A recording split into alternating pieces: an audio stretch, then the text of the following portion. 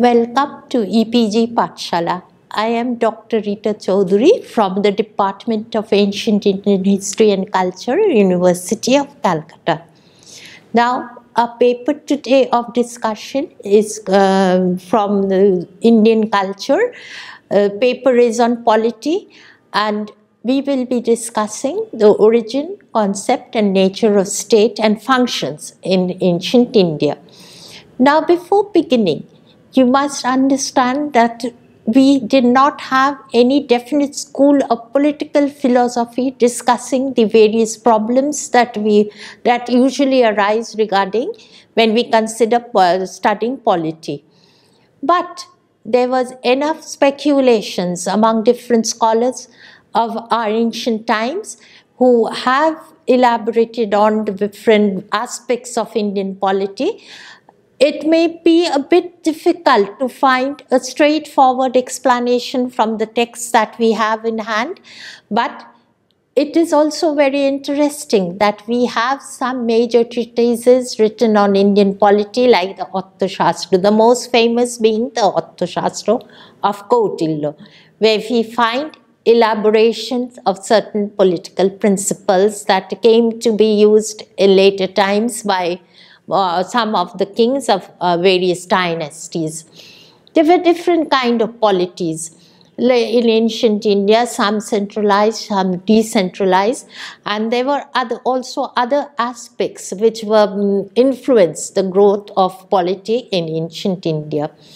And the material and social milieu influenced the same.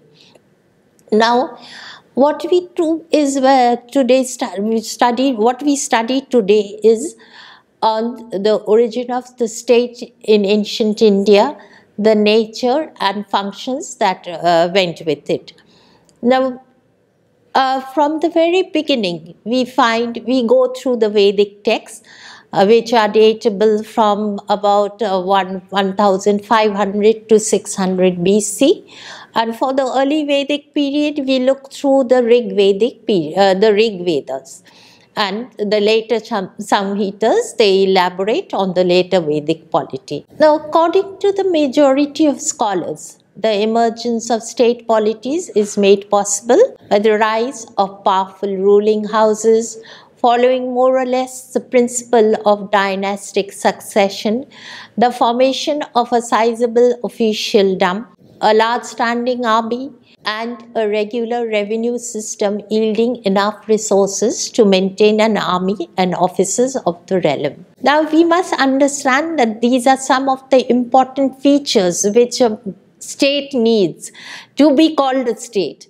Before all the features came in, we can just say that we are explaining a pre-political setup or something that represents a pre-state polity. Now, a careful survey of early Indian literature, especially the many convincing references in the Niti Shastras, reveals the fact that the ancient Indian political institutions were of an advanced character. The government was responsible and its success depended on popular support and approval to a great extent. Now we go on to the origin of state in ancient India. That takes us back to the Vedic period, when state in India first came into being, when settled life related to territory was substituted for a wandering or nomadic life of the tribes. This is to be seen in the early Vedic period represented by the Rig Veda. This is true of both the Indo-Aryan and non-Aryan racial groups. However, it is difficult at this stage to settle the limits of chronology to make the study thoroughly historical and scientific. This is because it has to be admitted that the non-Aryan, pre-Aryan polity was pretty well advanced when the Indo-Aryan racial element was introduced in ancient India. This is amply proved if we take into account the evidence available from the Harappan civilization.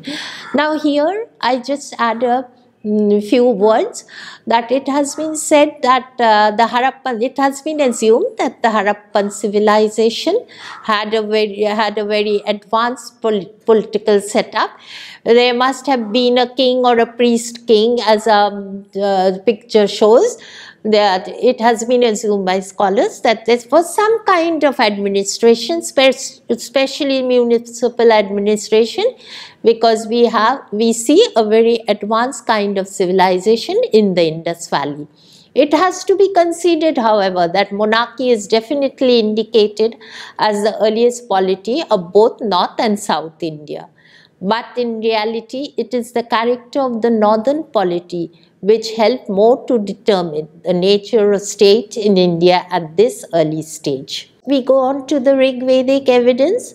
A close study of the first 9 books of the Rig Veda reveal that the Jono, the whole tribe, once for all settled more or less on a definite piece of territory and formed a small kingdom. There is an echo of how this happened in a passage of the Oitirio Brahman, which is a definite indication of the manner in which the state was formed and monarchy accepted as a form of government. The Oitirio Brahman narrates that once the Devas and the Asuras were fighting.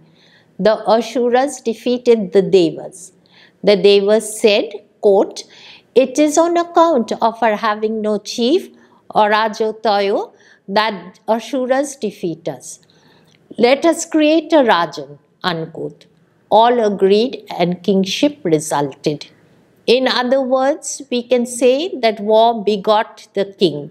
That is within quotes, which indeed has been one of the explanations for the origin of state in India.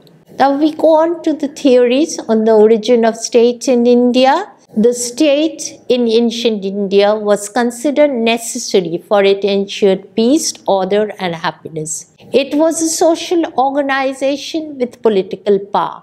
However, ancient scholars are not unanimous in their opinion with regard to the origin of the state. According to some, the state was the outcome of a contract, mainly political in nature, between rulers and the rules.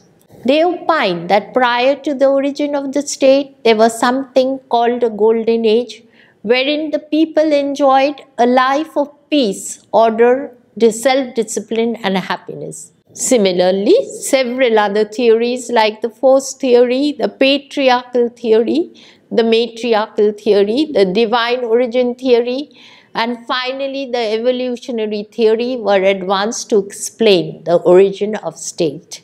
Amongst these theories, 4 are very important and have been discussed very often by scholars regarding the origin of state in India, like the social contract theory, the divine origin theory, the organic theory and the Shoptango theory. Regarding the social contract theory, we have enough evidence in Buddhist and Brahmanical sources. The Buddhist text Anguttara Nikaya especially deals with this aspect of the origin of state in India, and according to them, both the Brahmanical and Buddhist Buddhist texts, before the origin of state in India, people lived in happiness. Their wants were few and there was no division among the people who existed on a very sublime, pristine plane. Now, but this situation could not continue. So, because there was frequent fights were regarding property which emerged at this time, and people had settled down, so they had property, families had emerged, and there were frequent disputes among them. So, they formed a contract among themselves, and this elected somebody from amongst them who was most a very excellent person, a very capable person amongst them as their king or a leader. Now he was called the Mahashammato, or who has been accepted by all the people. Now here we see that they had formed a contact amongst themselves to elect a leader so that peace could return. Now, there was subsequently other texts referred to a political contact where they set up a government. There was one, there were various aspects of the phases of this theory, because the first phase was amongst the people, the contact was amongst the people. Now second phase was when they contacted with their leader, they formed a contact with the leader and formed a government. Regarding the second theory, divine origin theory, it is said that the state emerged as a state, or the king, there was no distinction at this moment, had emerged due to divine intervention. I have already mentioned that there was a fight between the gods and the asuras, and they approached Indra, who agreed to become the king in return for some kind of taxes. Now, according to the organic theory, we find that it is emphasized that there are different elements of the state and they depend on each other. This interdependence on different elements had given rise to the state as an institution in early India. According to Kautilya and all the Smriti texts, they expound the Saptanga theory very elaborately. According to them, there are 7 organs of the state without which a state cannot work. Amongst them are Sami, or the leader, Amatto, or the Mantri, Janapada is the territory, Durgo is the fort, Kosho is the treasury, Bolo is army, and Mitra is friend or ally. So, according to them, to this ancient theory, a collaboration between all the elements that are available results in a proper functioning of the state. Now, I won't elaborate on these theories at this juncture because we have other modules which will be explaining all the theory elaborately. So, we go on to the next aspect of the state, that is the conception of a state. We go to the early Vedic conception of the state. As regards the Rig Vedic era, 2 points need emphasis. Firstly, the polity was still small in size. Political outlook was limited at this early stage. Secondly, monarchy was not yet hereditary, nor was the divine right theory overstrained in order to make monarchy irresponsible or arbitrary. Moreover, royal or chiefly authority was circumscribed by the tribal assemblies, especially the Sabha and the Samiti. But the early Vedic era did not last long. The polity expanded, and with it, political ideas underwent changes. Later Vedic literature mentions terms like Shamrat, which is used to denote a superior king, as referred to in the Vajrayana Samhita, or terms like Odhiraj, Ekrat are found in the last mandal of the Rig Veda.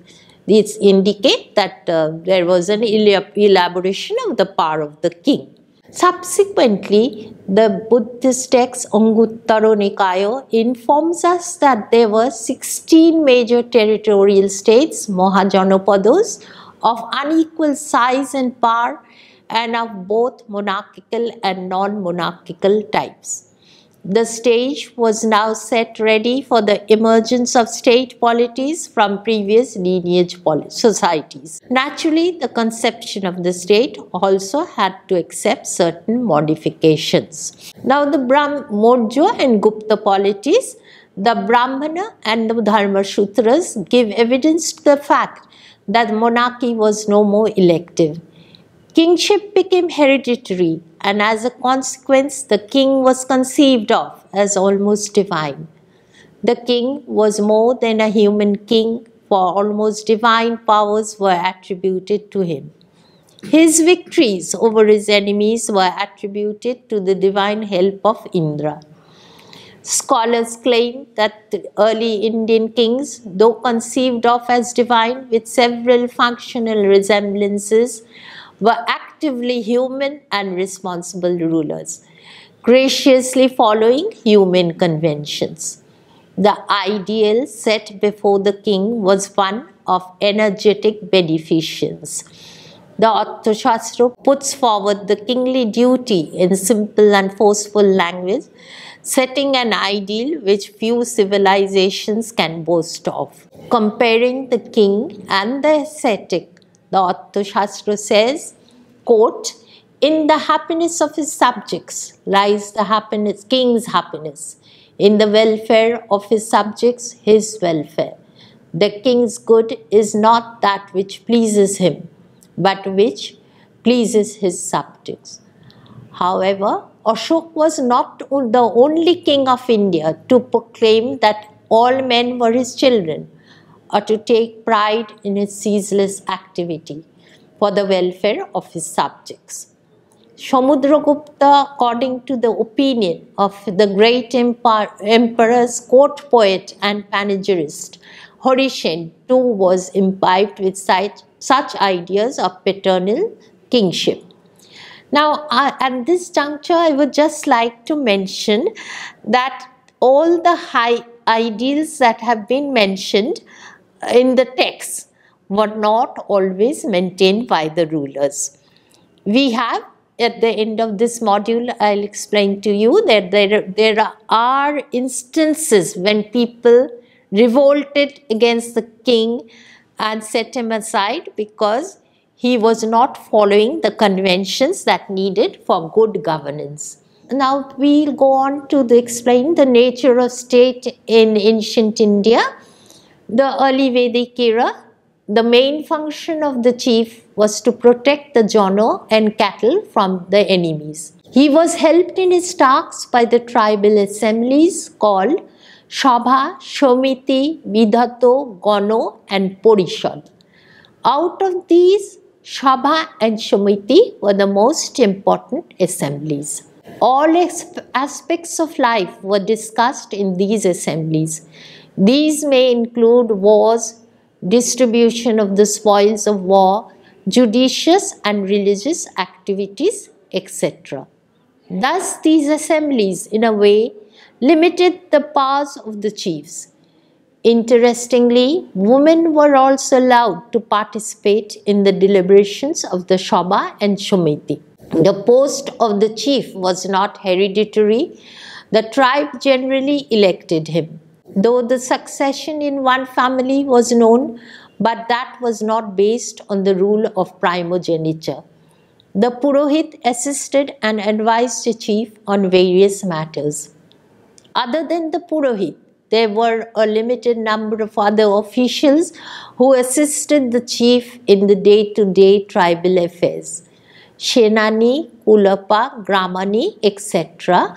are some of the functionaries which find mention in the Rig Veda. The Sena or army was not a permanent fighting group and consisted of able-bodied tribesmen who were mobilized at the time of wars. Takshan the carpenter and Rathokaro the chariot maker were responsible for making chariots. There is no official mentioned as a collector of taxes. The people offered to the king what was called Bali. All this shows that early Vedic polity was an uncomplicated system based on the support and active participation of all the tribesmen. The situation, however, changed during the later Vedic phase. The later Vedic era, the Aryans, who were mainly cattle herders, became agriculturalists later. Assisted by the knowledge of iron technology, they were able to establish larger settlements in the Ganga, Jamuna, Doab. This is also revealed by the painted graveware archaeology and the contents of the later Vedic literature. The change precipitated a series of changes in other spheres of life. From an egalitarian tribal socio-political setup during the early Vedic period, it was transformed into a Varna-divided, territorially based setup by the end of the Vedic period. The position of the tribal chiefs became hereditary, and the emerging officials usurped the role of the popular assemblies. The growing number of Yaggas show the importance of the king as well as of the Brahmanas. Similarly, the gods who were important earlier lost their significance and gave way to new deities. All these changes ultimately resulted in the rise of Janapadas and Mahajanapadas, that is, bigger territorial states in the 6th century BCE. We go on to the later epochs when we see a definite change in the nature of state and their functions. We go on to the Mauryan phase. In the Mauryan phase witnessed bureaucratic centralizations based on the expanding economic activities of the state. The state control of various spheres of life could have been effective in the middle Ganga plains. Religion too was cleverly exploited for serving political ends. It is seen that Kautilya makes bold and deliberate use of superstition to secure the loyalty of the masses to the state by hoodwinking them. But by way of genuine deification of the king, there is little in his treatise. We go a little later in the Kushana and the Satavahana phase, we find decentralization of power when towns, feudatories and military elements came to the forefront was partly neutralized by emphasis on the divinity of the dead king. The Kushan princes assumed the official title of Devputra and instituted the cult of worship of the dead king. The Satavahana princes came to be compared to deified epic heroes. In the last phase of the state in ancient India, we find land grants played an important part in the formation of the political structure, and rulers conferred fiscal and administrative privileges on priestly and secular beneficiaries. From the 1st century CE onwards, decentralized administration was sustained by a marked growth in the powers of caste and professional guilds, and also of village headmen and elders. We come to the function of the states, where we mention the aims and ideals influencing the functions in the early Vedic era. The Vedic literature does not specifically discuss the aims and ideals of the state. Incidental observations made therein, however, enable us to gather that peace, order, security and justice were regarded as his fundamental aims. The king, as the head of the state, was to be like Lord Varun, the upholder of law and order, Dhritabhrata. He was to punish the wicked and help the virtuous. Religion was to be promoted, morality was to be encouraged, and education was to be patronized. The aim, however, was to secure not only the moral but also the material well-being of his citizen. All-round welfare of the public was clearly regarded as its aim. Dharma, Artha, Kam are usually mentioned as the aims of the state. The state was to promote dharma by fostering a feeling of piety and religiousness, by encouraging all religion and sects, by maintaining free hospitals and feeding houses for the poor and decrepit, and by extending patronage to literature and sciences. The promotion of Artha was to be procured by encouraging trade, industry and agriculture, by developing national resources, by bringing fresh land under cultivation, by building dams and canals to make agriculture independent of rain, by encouraging extensive and systematic working of mines. The state was to promote calm by ensuring peace and order so that each individual may enjoy life undisturbed, by offering encouragement to fine arts like music, dancing, painting, sculpture, and architecture in order to promote aesthetic culture. The functions, we go on to the classification of state functions. The functions of the state have been divided into two categories: constituent and ministrant. Those functions of the state which are required for the organization in society come under constituent functions. Under the ministrant, those activities of the state are included which are undertaken to promote people's welfare, thereby adding to the amenities of their life. Constituent functions include defense against foreign aggression, protection of property and people, and maintenance of law and order. Ministrant functions include education, sanitation, postal services, trade regulations, transport, and communication. Lastly, development of mines and forests and care of the poor. Now, how did the state in ancient India discharge these functions? Well-organized governments in ancient India, like the kingdoms of the Mauryas and the Guptas, discharged most of these constituent and ministrant functions. State jurisdiction extended over almost all spheres of life. However, the state did not discharge its diverse functions to its own bureaucracy only. The market superintendents and trade officers belonged to the state bureaucracy, but they worked in close connection with trade guilds and Brahman or Sramana assemblies. The state and its officers tried to harmonize the divergent interests after consultation with guilds and local assemblies, which were stable institutions than the state itself, thereby enjoying considerable prestige and confidence. We have tried in this module to explain how the state came into being, and of course along with it what was the nature of the state and the functions that were expected to be performed.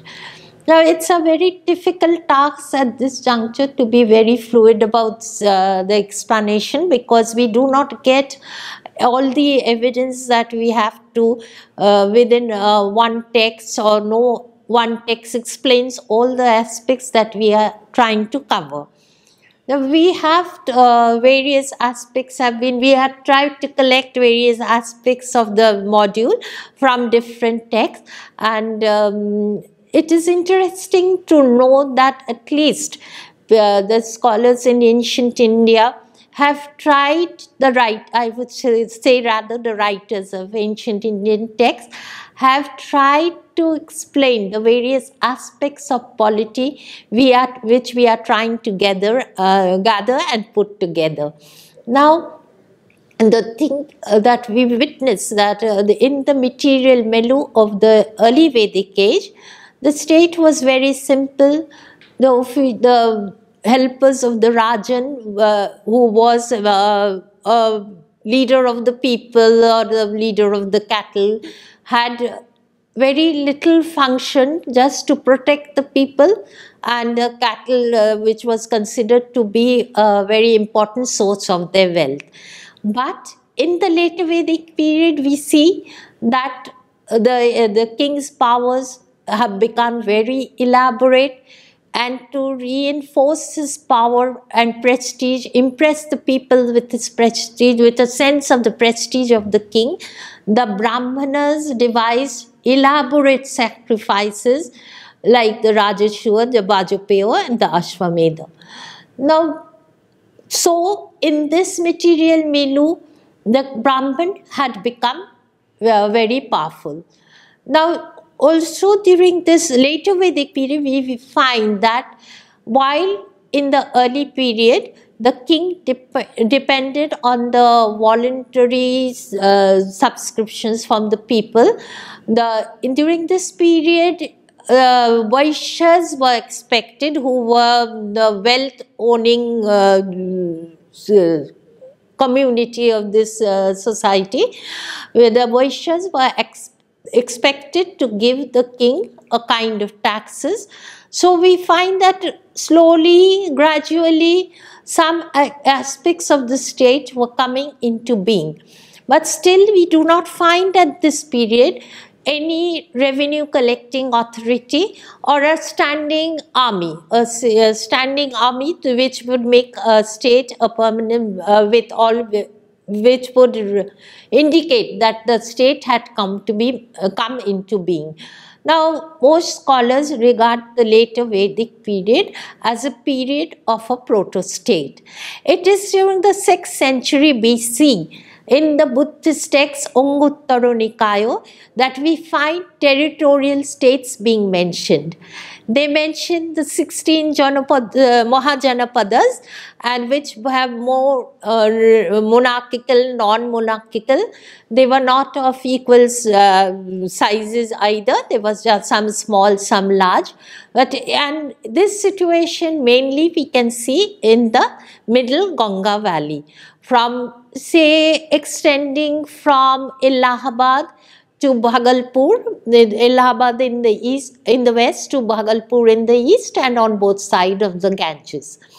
Now we find that over here, what I have mentioned in my module, that we find that emergence of territorial states from the early lineage societies, because all the four main characteristics of a state that was very essential is like the existence of a king, of a strong bureaucracy, of a treasury, of a revenue collecting authority, and a standing army, all had come into being. Now, along with this, we find a very interesting phenomena during the 6th century BC, the emergence of a second phase of urbanization, which we won't elaborate in this phase. During the later post-Vedic period, especially the Mauryan age, we find a essentially centralized state, when all the powers in every field, every aspect, polity, economy, society, the state exerts a very strong influence. This situation was a bit different in the Gupta period, when we find that it was a bit decentralized, and all the other institutions that existed during that time, like the guilds, assemblies, religious assemblies and all, participating in the administration. And in the last phase, we find a very different kind of situation, when land grants had become very important, and along with that, fiscal and judicial powers were being given or handed over to the Donis. So on the one hand, some scholars believe that the king's power was being continuously eroded during this period, and the other aspects, the local aspects, had come into being. The local power bases had come to being, like the Donis who were accepting the land grants. Though this theory has not been accepted by all the scholars, there are some who would point out that everything was not quite so different. There were very different aspects, but there was still a strong government at the center during this time. So overall, there are not too much agreement regarding the various theories that are being forwarded for the various period of early Indian history.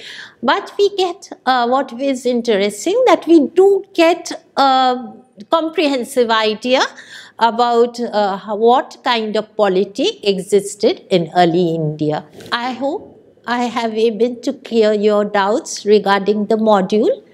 If you for further information, please visit EPG Pathshala. You will be getting more information about the various modules. So, thank you.